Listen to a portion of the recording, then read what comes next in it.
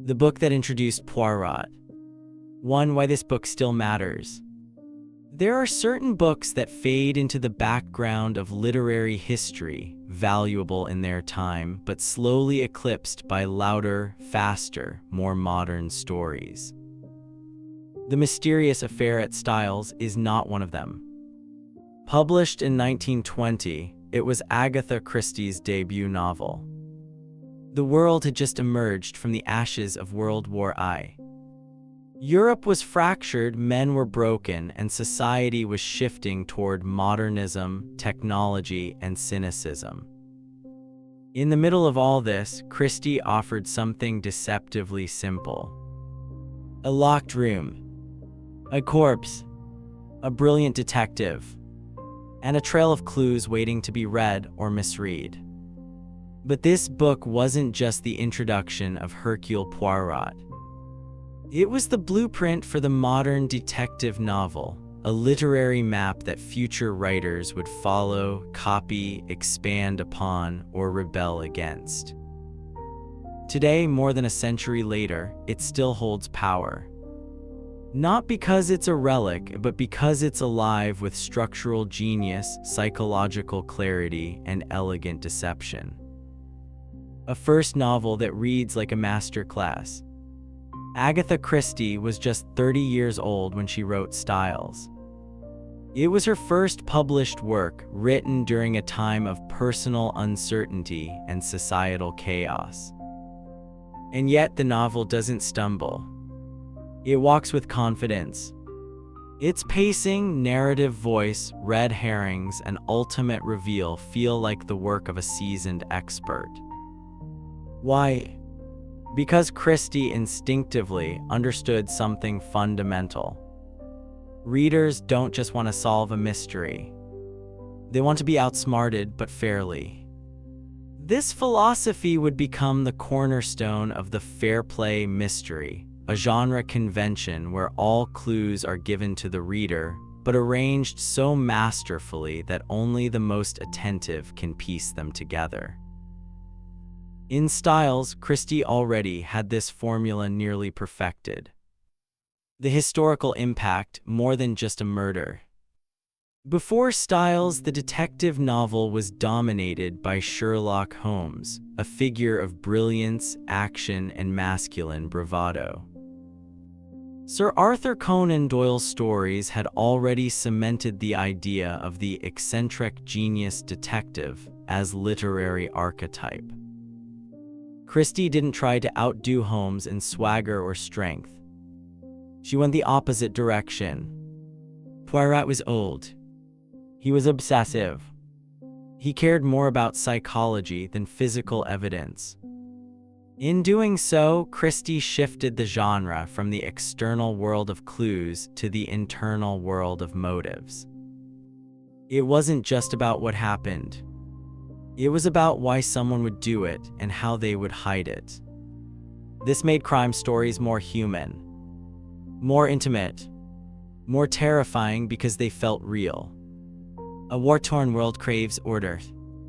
There's another reason Styles struck a chord with readers in 1920. The world was recovering from chaos. A generation had seen senseless death, shifting borders, and emotional destruction. In that world, a detective story offered something deeply comforting. A world where every question has an answer. Where truth exists, even if it's hidden. Where justice, though delayed, is inevitable. Christie's story begins with confusion and doubt. There are lies, secrets, betrayals. But in the end, order is restored. The guilty are exposed. The innocent are protected. And Poirot, like a surgeon of logic, cuts through the noise with precision. This isn't just plot. It's philosophy. It's a response to modern uncertainty with old-fashioned clarity. The mystery as social mirror. Christie didn't just create puzzles, she created social microcosms. In Styles we see post-war class tensions, gender dynamics in inheritance and marriage, the beginnings of psychological diagnosis in a time of suspicion. Each character is more than a suspect, they're a reflection of the world they live in. The war-wounded Hastings returns home not as a hero, but as a passive observer. Emily in Glethorp represents old wealth and controlling matriarchy. Alfred, the second husband, embodies suspicion of outsiders.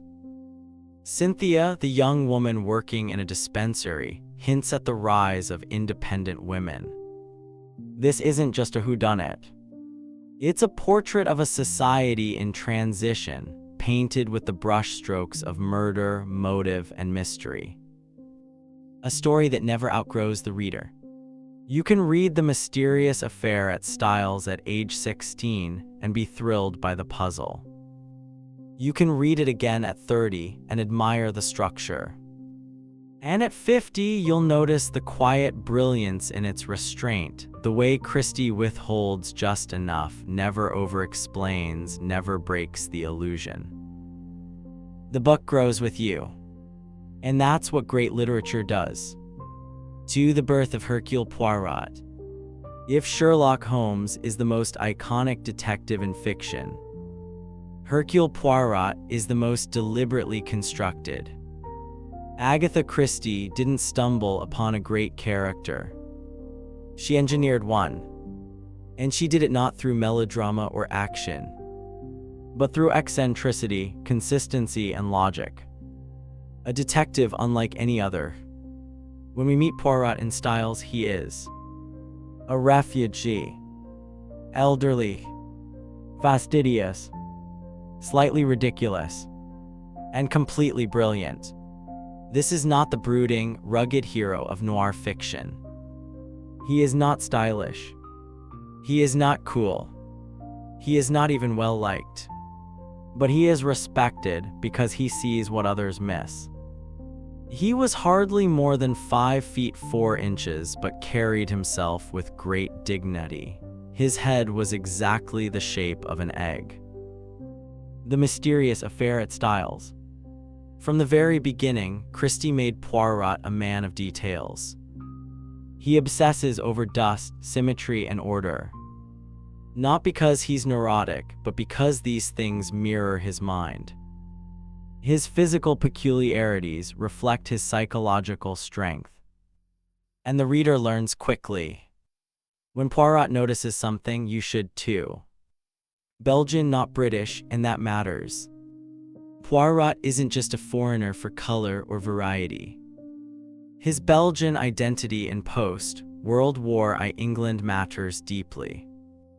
He represents the outsider's perspective, the immigrant's intellect in a skeptical society, the moral clarity of someone untouched by English class politics. This was a radical choice in 1920. Instead of championing the great British gentleman, Christie chose a foreign observer as her detective. And it worked. Poirot's nationality creates distance, and with distance comes clarity. He is not emotionally involved. He is not biased by social ties. He watches, listens, and calculates. Poirot is a mirror to the British psyche, and he sees the cracks. The mustache, the mannerisms, the method. Poirot isn't famous just for solving crimes. He's famous for how he solves them. And that starts with the mustache, fastidiously styled, never out of place. The hands always adjusting, straightening, smoothing. The ego immense but earned. The voice precise, accented, and unhurried. These traits aren't gimmicks. They're anchors. They make Poirot memorable, parodiable, and most importantly, distinct. Even in text, you can hear his voice. You can feel his presence.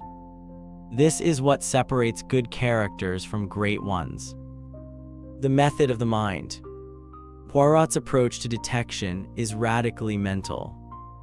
While other detectives examine footprints, analyze cigarette ash, interrogate suspects aggressively, Poirot sits in a chair.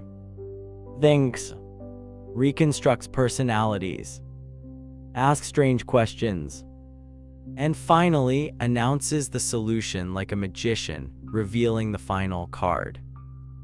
It is the psychology, the little gray cells. That is my method. Poirot, the mysterious affair at Styles. His brilliance isn't just in deduction, it's in attention. He listens to things others dismiss. He trusts instincts that others ignore. He sees not just what happened, but why it must have happened that way. Hastings, the Watson without control. Every great detective needs a companion. Poirot has Captain Hastings. In Styles, Hastings is the narrator, but he's no Watson. He is easily misled, prone to romantic fantasies, occasionally frustrated by Poirot's secrecy. But this works in Poirot's favor. Hastings represents us, the reader. His misunderstandings set the stage for Poirot's revelations. Christie uses this dynamic brilliantly. Hastings jumps to conclusions. Poirot remains silent. Then in the final chapter, everything shifts. This structure becomes a Christie signature, and Poirot's patience makes it work. Poirot's humanity. Despite his ego and precision, Poirot is not cold. He is morally clear, emotionally intelligent, deeply empathetic, especially toward women and the vulnerable. In Styles, he is moved by loyalty, honesty, and character. This is important. Poirot is not a machine. He is a man who believes in justice and in people's ability to deceive, betray, and still surprise. That's what makes him timeless. 3. The golden age of detective fiction begins. To understand the impact of the mysterious affair at Styles, we need to zoom out far beyond Styles' court, beyond Hercule Poirot, beyond even Agatha Christie herself. Because when this novel was published in 1920, it didn't just launch a career. It helped ignite an entire literary movement, a movement now known as the Golden Age of Detective Fiction. What was the Golden Age? Roughly spanning the 1920s through the 1940s, the Golden Age was a period where detective fiction flourished, particularly in Britain. The rules were clear. A murder must occur. A clever detective must solve it. Clues must be provided to the reader. The solution must be logical, not luck. The novels were intellectual puzzles, not action thrillers. They didn't rely on car chases, gunfights, or grisly gore. They relied on something far more elegant. Structure, clarity, deception, logic. Christie as architect. Agatha Christie was not the first to write detective fiction, but she was the first to perfect the puzzle as an art form. Styles set the tone. A closed circle of suspects. A manor house setting. Red herrings. A genius detective. A surprise twist that's fair, not cheap. This formula would define the era, and Christie would become its queen. But she wasn't alone. Who else was there? Christie was part of a league of brilliant minds, including Dorothy L. Sayers, The Nine Tailors, Ngaio Marsh, Death in a White Tie, Marjorie Allingham, The Tiger in the Smoke, and later John Dickson Carr, master of the Locktrue Mystery. Together, they formed the Detection Club in 1930, a group of writers committed to writing honest detective fiction. They even drafted a code. No supernatural elements. No twins or doubles unless foreshadowed. No withholding of key clues. The mysterious affair at Styles predates the club, but it adheres to these principles so cleanly, you'd think it was written after the rules were codified. Christie was ahead of her time. What made Golden Age mysteries special? They were more than entertainment. They were invitations. When you read a Golden Age mystery, you weren't just observing. You were participating. The narrator might mislead you. The suspects might lie. But the clues were there, hidden in dialogue, details, behavior. If you were clever enough, you could solve it before the detective. That was the challenge. That was the game. Christie played this game better than anyone. And it started with Styles, a genre built on justice. There's something almost moral about the Golden Age. In a time of rising modernism, war, and disillusionment, these novels restored a sense of order. Murder may exist, but it can be explained. Lies may spread, but truth wins in the end. The world may be broken, but logic can rebuild it. These were comforting ideas, especially to a post-war readership. And Christie delivered them with grace, charm, and razor-sharp storytelling. The enduring blueprint. Even today, the Golden Age structure persists. Modern authors like Sophie Hannah, Anthony Horowitz, Lucy Foley, Tana French to some degree, all owe something to Styles. Even contemporary TV, from Knives Out to Only Murders in the Building, follows the core tenets Christie helped establish. Eccentric detective, confined group of suspects, secrets layered under civility, truth revealed in dramatic fashion. None of this exists without Styles. It was just a novel, it was a seed. The mysterious affair at Styles didn't just tell a story. It created a model, one so strong, it would influence a century of fiction. It taught readers how to read mysteries. It taught writers how to build them. It taught publishers there was a market for logic and cleverness. And Agatha Christie, with no formal training and no literary connections, planted the first seed and let it grow. For narrative innovation and a classic mystery, Agatha Christie wasn't just a master of plot. She was a quiet revolutionary, one who reshaped narrative structure from the inside. At first glance, the mysterious affair at Styles seems straightforward. A manor house, a wealthy matriarch poisoned, a detective called in, multiple suspects, each with motive, a twist ending. But underneath this familiar surface lies a set of deliberate narrative techniques that made Christie's debut stand apart and set the tone for the genre. Let's explore the mechanics of her genius. 1. The use of Hastings as narrator. Captain Arthur Hastings is not a brilliant observer. He's not even particularly insightful. He is eager, gullible, romantic, often wrong. In another writer's hands, this would be a flaw. In Christie's hands, it's a strategy.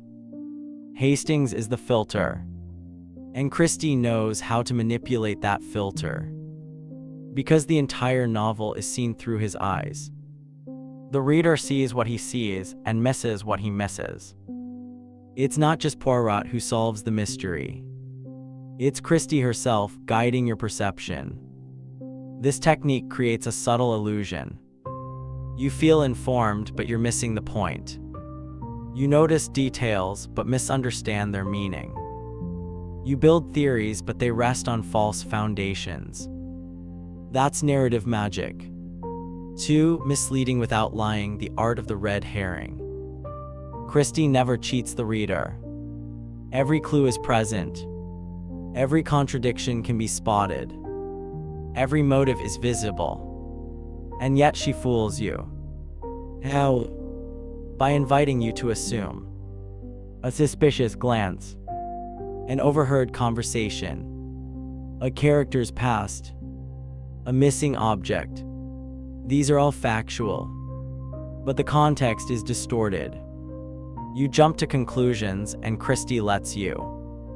Red herrings aren't just thrown in. They're woven, part of the fabric of the story. They arise from characters' motivations, flaws, and relationships. You don't realize you've been tricked until Poirot lays it bare. 3. The carefully paced reveal. Many modern mysteries fall into the trap of over-explaining, rushing the twist, or dragging out tension. Styles does none of this. Christie builds her narrative like a spiral, not a straight line. Each chapter tightens the loop. New information reshapes what you thought you knew.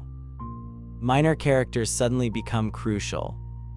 Seemingly trivial details resurface as pivotal evidence. And then in the final third, the spiral snaps into place.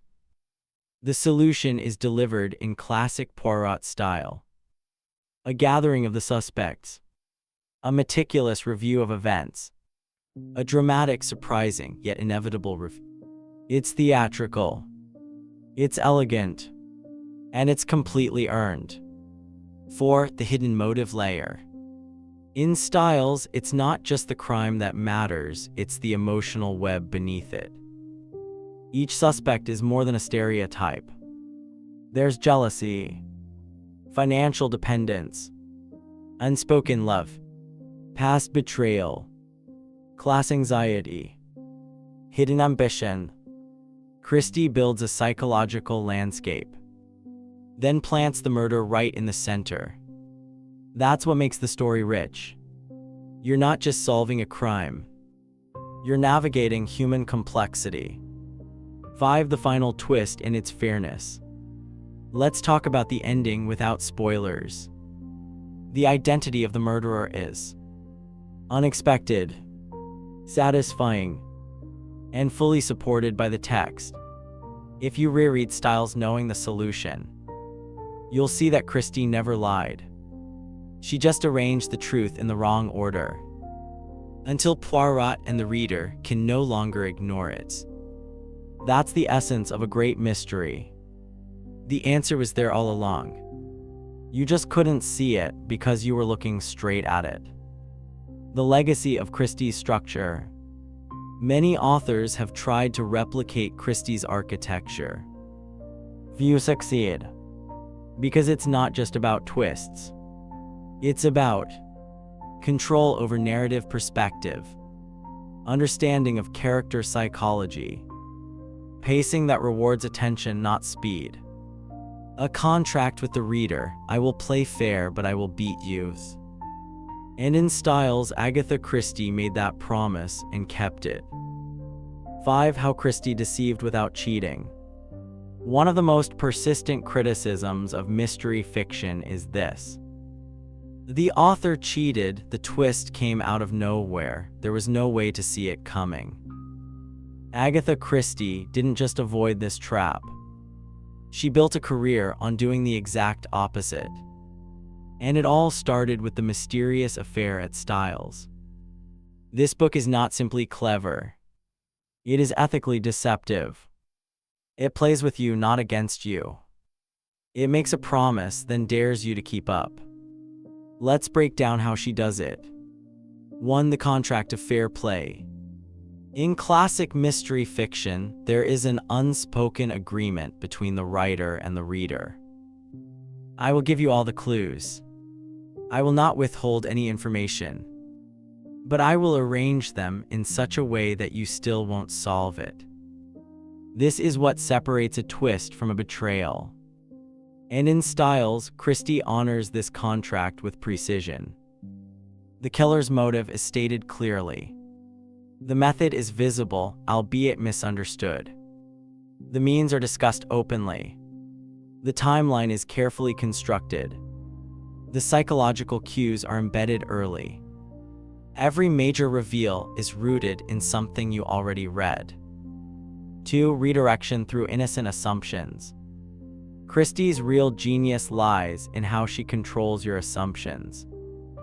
She never says, "This character is trustworthy. This clue means X. This alibi is solid." but she invites you to think so. Through tone, through Hastings' narration, through character emphasis. You are not tricked by lies. You are guided into deceiving yourself. And that feels fair because it is. The reader isn't betrayed. The reader is outplayed. 3. The reread test.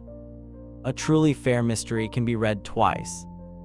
The first time for the story. The second time for the structure. In your second reading of Styles, you'll realize the killer's behavior is perfectly consistent. Every irrelevant moment was a clue. The one detail you ignored was the one Poirot never forgot. This is narrative architecture at its finest. It rewards attention. It punishes assumptions. And it never sacrifices character for surprise. For distraction as a literary tool. Christie was a master of narrative misdirection. Not just through red herrings, but through emotional distraction. For example, a character's charm makes them seem innocent. A dramatic event pulls attention away from a quiet clue. Hastings' romantic ideals color the reader's perception. This emotional layering blinds you to logic. Until Poirot, untouched by sentiment, pulls everything back into clarity. 5. Clues hidden in plain sight. In Styles, Christie doesn't bury the clues. She frames them as irrelevant. You saw it. You read it. You moved on. Because she made you think. That's just background. That's just a red herring. That couldn't possibly matter. But it does. And when Poirot reveals it, you feel the double sting. Surprise. Recognition. Of course, it was right there. That's the thrill Christie offers, not cheap shock, but earned revelation. 6. The performance of Poirot. Poirot himself is part of the deception. He acts eccentric, vague, aloof, but this is calculated. While you and Hastings are busy interpreting his mannerisms, Poirot is assembling a clear, logical picture. He lets you laugh at him, underestimate him, even doubt him.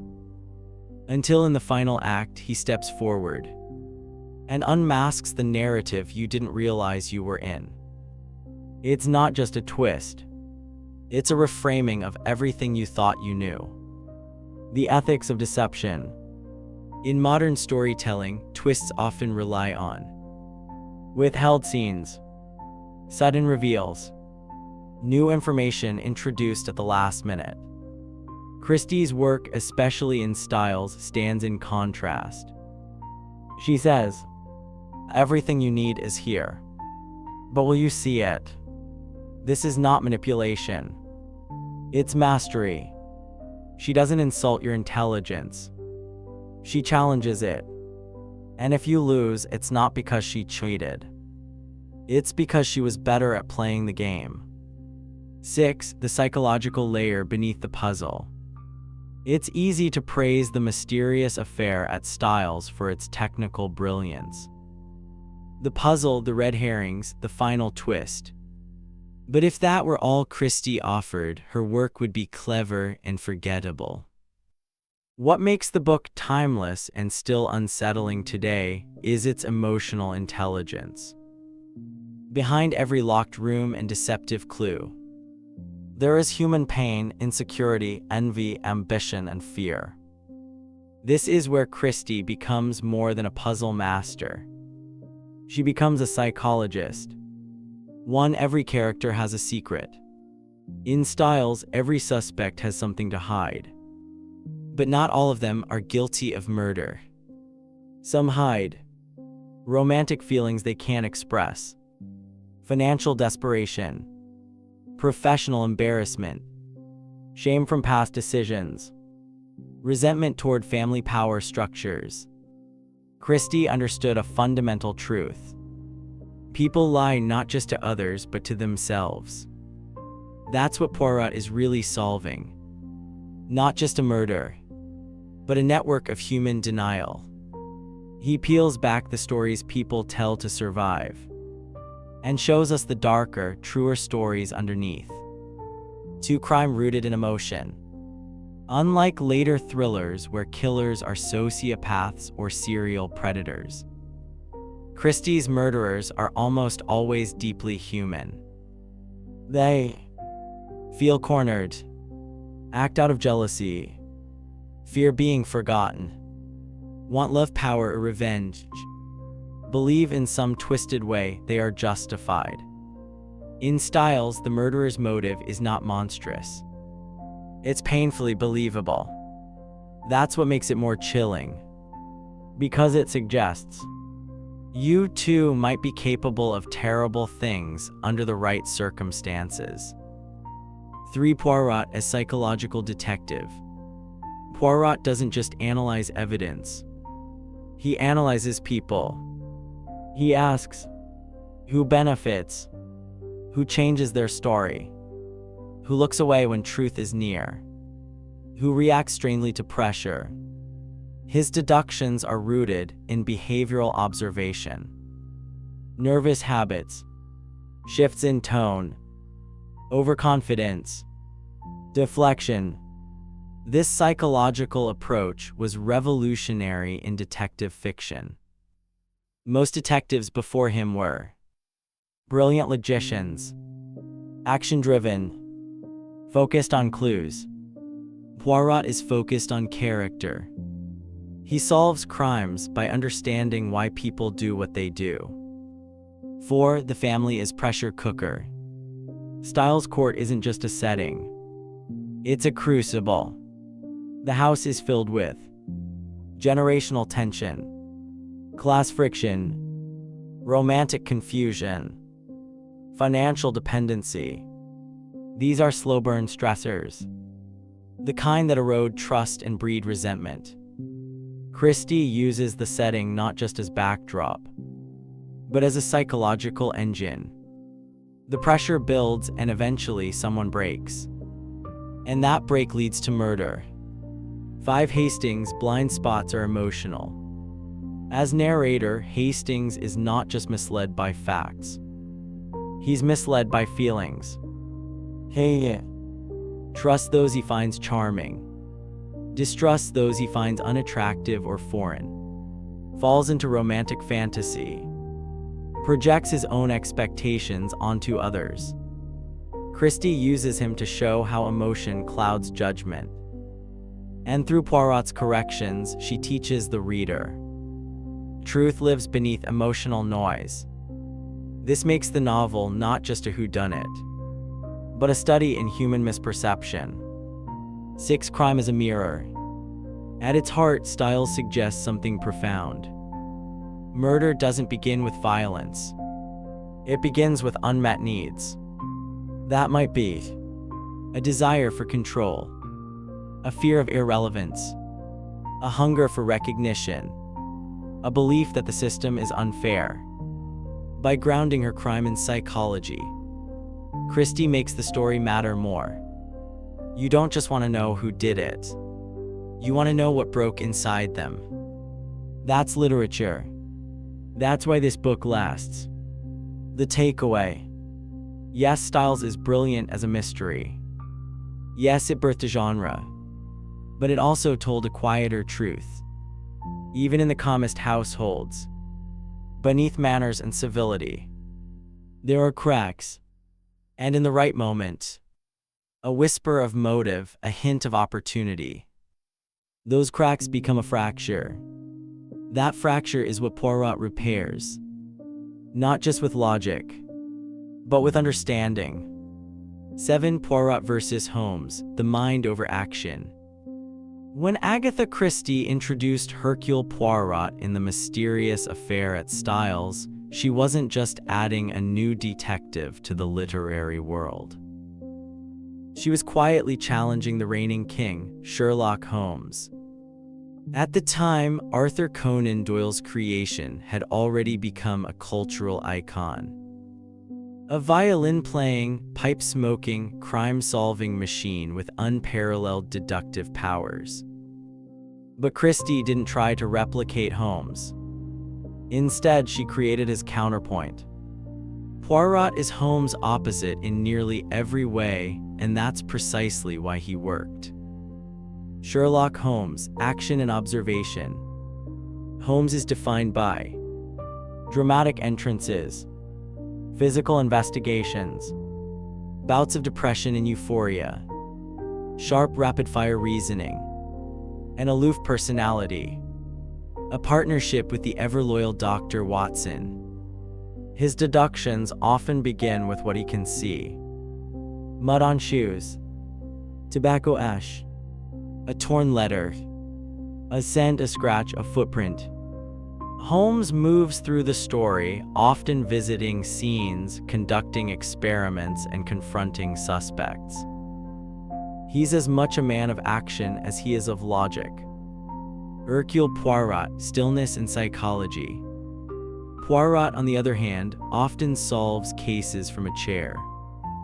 He is fastidious, polite but proud, obsessed with symmetry and detail, driven by psychology over physical evidence, less confrontational, more reflective, surrounded by those who underestimate him. He focuses not on mud but motives, not on footprints but on facial expressions, not on crimes of passion but crimes of planning. Where Holmes deduces from the external, Poirot infers from the internal. Why this shift mattered? Christie's creation signaled a genre evolution. She suggested, what if the human mind is more revealing than any physical clue? What if the best detectives don't chase, they listen? This reoriented the genre from masculine bravado, right arrow, emotional subtlety, forensic deduction, right arrow, psychological reconstruction, physical spaces, right arrow, social relationships, lone genius, right arrow, interpersonal tension. And readers loved it. They didn't want more Holmes. They wanted something new. Poirot provided that. Holmes was Victorian, Poirot was modern. Holmes emerged in the late 19th century in an empire where rationality and science were dominant ideologies. Poirot was born into the 20th century in a post-war world, traumatized by irrational violence, suspicious of institutions, curious about human behavior. Poirot reflects this shift. He is a refugee, a foreigner, a man who survives by reading people, not relying on position or status. This made him relatable to a changing audience. Dialogue versus display. Holmes often astonishes with monologues, sweeping deductions that leave others stunned. Poirot is more subtle. He asks quiet questions, notices contradictions, allows others to talk themselves into traps. His big reveal isn't a stunt. It's a performance of understanding, a slow, deliberate unraveling of the truth. And in styles, this style is already fully formed. Hastings versus Watson. The companion dynamic also shifts. Watson is loyal, modest, intellectually competent. Hastings is earnest, misguided, often romantic in his assumptions. Watson narrates with admiration. Hastings narrates with confusion. This means Poirot must rise above a more unreliable narrator, which makes his genius shine brighter. It also enhances reader engagement. If Hastings doesn't get it, can I? Can I solve what even the narrator misses? That tension keeps readers hooked. The psychological superiority. Poirot doesn't just solve crimes. He solves people. That's his superpower. Holmes might tell you who committed the murder. Poirot will tell you why they did it, what they feared, and what they hoped to gain even from a lie. This depth of insight elevates styles from a puzzle to a character study. And Christie, unlike many imitators, never let Poirot become a caricature. He remains flawed, strange, obsessive, but profoundly human. The legacy of the Poirot versus Holmes dynamic. Christie didn't destroy Holmes. She didn't even compete. She simply offered an alternative. And in doing so, she broadened the genre, humanized the detective, shifted the focus from facts to emotions, created a literary lineage that lives on today. Poirot wouldn't punch someone. He wouldn't chase them across rooftops. But he would sit quietly in a drawing room and destroy their entire alibi with one sentence. That's power. And in Styles, that power is fully on display. 8. The enduring influence of Styles. It's been over a century since the mysterious affair at Styles was first published. 100 years of new detectives, new twists, new formats. And yet, this little book, written by an unknown woman during wartime, still echoes in everything that followed. It didn't just launch Hercule Poirot. It didn't just mark the beginning of Agatha Christie's career. It redefined how mysteries could be told. And that influence is everywhere. 1. The blueprint for the modern detective novel. Pick up any modern mystery today, from Gone Girl to the Thursday Murder Club, and you'll see pieces of Styles embedded within. The self-contained cast of characters, the elegant misdirection, the emphasis on human motivation over physical evidence, the reveal scene where the truth is assembled. Christie didn't invent these elements, but she distilled and perfected them. Writers ever since have followed her lead. 2. Film and television adaptations. Styles itself has been adapted for screen multiple times. But more importantly, its structure inspired an entire format of crime storytelling. Think of Murder, She Wrote, Poirot David Suchet series, Knives Out, Broad Church, The Pale Blue Eye. Even Sherlock BBC at times leans on Christie's narrative style. What do they share? A focus on personality-driven deduction, a cast of flawed but sympathetic suspects, a solution that surprises but makes sense, the joy of watching a brilliant mind unravel the lies. These aren't just Christie-inspired. Their styles descended. 3 writers who followed her. Many authors, knowingly or not, have walked through the door Christie opened. P.D. James explored more psychological crime, but used her closed-room inheritance.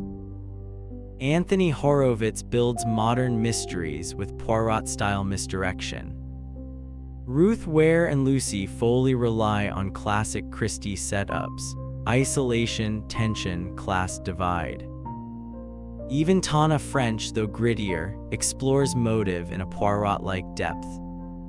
They may update the surface, but the bones of the genre remain Christie's. And those bones were set in Styles.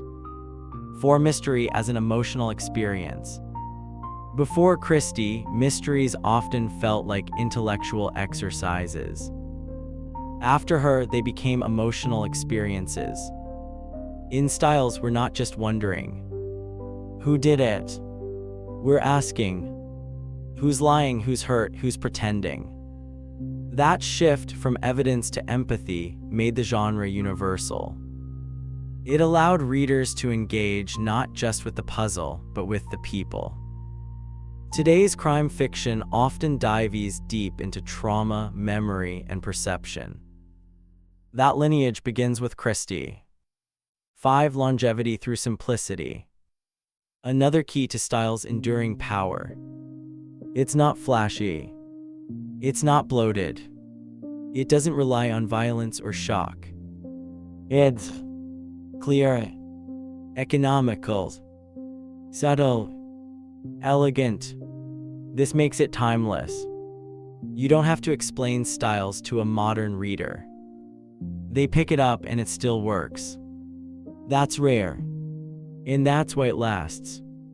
6. Poirot is an immortal archetype. The character of Hercule Poirot became so influential that he joined the ranks of Sherlock Holmes, Miss Marple, Columbo, Batman, yes, really, the world's greatest detective, Benoit Blanc, Daniel Craig in Knives Out, Adrian Monk, L from Death Note. Even House MD is essentially a Poirot in medicine. The idea of a brilliant outsider solving human problems through observation and logic. That's the Poirot archetype. And it began at Styles' court. 7. The cultural echo. Beyond fiction, Styles helped legitimize women in the crime writing genre, expand detective fiction beyond the gentleman's sleuth, bring psychology into crime fiction, reframe the murder mystery as a social commentary. Agatha Christie's quiet revolution opened doors that are still being walked through today, by authors, screenwriters, and readers alike. And it all started with a debut novel. A novel no one expected. A novel that changed everything. 9. Final reflection: why we still read Styles. There are books we admire, books we learn from, books we appreciate for what they meant in their time. And then there are books that do something more. Books that stay, not just on shelves, but in memory, in culture, in the shape of every story that comes after. The Mysterious Affair at Styles is one of those books. We return because it's more than a puzzle. Yes, it's a mystery. Yes, it's brilliantly structured. Yes, it introduces a world-class detective. But we return to Styles for another reason. Because it creates a world of uncertainty, and then restores order. It acknowledges that people lie, that families fracture, that love and money twist motives, that appearances deceive. And yet in the end there is clarity. Not just justice, but understanding. And in a chaotic world, that's deeply satisfying. A comfort in the chaos. Christie wrote Styles just after World War I. A time when meaning felt fragile. When death had been senseless and random. When truth had become political and trust was frayed. She answered that moment not with philosophy, but with narrative precision. She said, through fiction, there is still logic. There are still answers. Someone still sees clearly.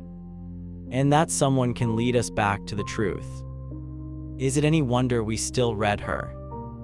The joy of being fooled fairly. Modern entertainment often trades in shock. Surprise for surprise's sake. Twists that come from nowhere. Endings that feel cynical, not earned. Christie offered a different joy. The joy of being fooled, but only because we didn't look closely enough. The joy of rereading and seeing what we missed. The joy of knowing it was always there. This is not manipulation. This is art. Poirot's gentle genius. Poirot isn't violent. He doesn't humiliate his suspects. He doesn't play God. He observes. He reflects. He explains. And when he reveals the truth, it's not to dominate. It's to restore balance. In a world full of loud, angry voices, Poirot's quiet confidence is a kind of wisdom we long for. He is the proof that intelligence, patience, and kindness can still win. And we met him first in Styles. Why it endures. The Mysterious Affair at Styles isn't just a good first novel. It's a foundational text in the mystery genre. We read it because it respects us as readers. It challenges us as thinkers. It rewards us as rereaders. And it entertains us still after all this time. It proves that a good mystery isn't just about a body. It's about the people around it, and the truth that waits to be uncovered if only we ask the right questions. So we close the case. The killer is caught. The story is told. The world is quiet again. But something lingers. A recognition that truth matters, that stories can illuminate, that even in the smallest details, a missing cup, a misquoted will, a strange glance, there is meaning. Agatha Christie knew that. And in The Mysterious Affair at Styles, she invited us to know it too.